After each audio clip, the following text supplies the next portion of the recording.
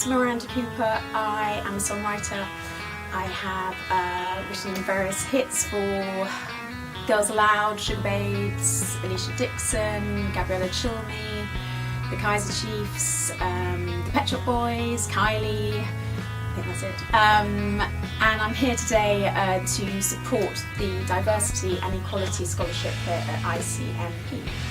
A personal habit that contributes to my success, I always keep a notebook, or actually nowadays I use my phone, and I note down concepts for songs and lyric ideas. So it stops me from writing the same song all the time and just relying on inspiration. Particularly now, being a mum, I have less time to sort of think about what I'm going to write about. So I come into the session and I feel like I've got my armour if I've got a list of loads of ideas, and I will try all the sort of key best ideas lyrically out on tracks. I write to track mainly.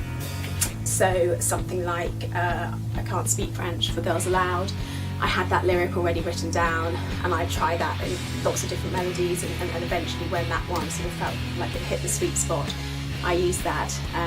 It just saves having to lyric things as well. It gives the song an immediate identity if there's a lyric attached to it already. So my husband gave me a book called Feel the Fear and Do It Anyway, and it's a good piece of advice because I think everyone's pretty terrified in what they're doing and waiting for somebody to tap them on the shoulder and say, what are you doing here? I think it's called imposter syndrome. So even with a run of hits, that sort of feeling like you're slightly winging it really never goes away. There's never a point where you sort of just think, I've got this sussed, because the musical landscape is constantly changing. So I think it's the thing of just, instead of talking yourself out of it, just jumping in and doing it, not caring about what other people think, because they're all probably just terrified as we are anyway. I think probably I'm most proud of the run of hits we had with Girls Aloud, which was 20 top 10 hits, consecutive hits.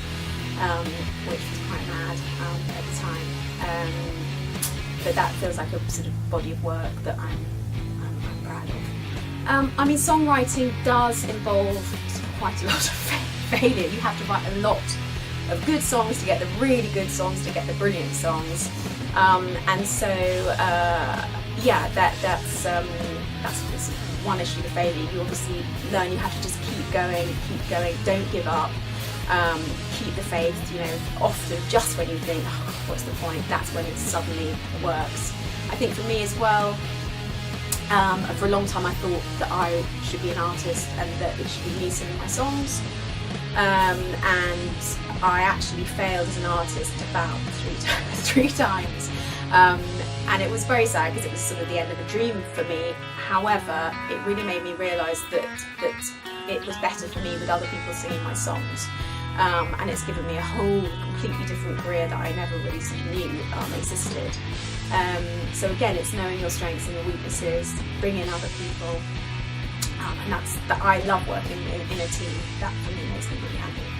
I'm writing lots of pop stuff, which I love. I'm actually working with lots of new producers and writers, which keeps me fresh. I basically, don't assume that I have all the answers. I need to work with young people. I'm not out clubbing. I'm a mum now, so I need people who sort of are out and about far more, bringing in cool beats. So I'm loving doing my pop stuff. I've also branched out into writing, well, it was one musical, now it's two musicals, doing their pop musicals, but for me, I really sort of don't feel like I know what I'm doing, but apparently it seems to be working, and that for me is something really, really fun that I'm enjoying. I am really happy to support this scholarship. Any initiative which helps somebody to fulfil their dream in songwriting is something that I feel very passionately about.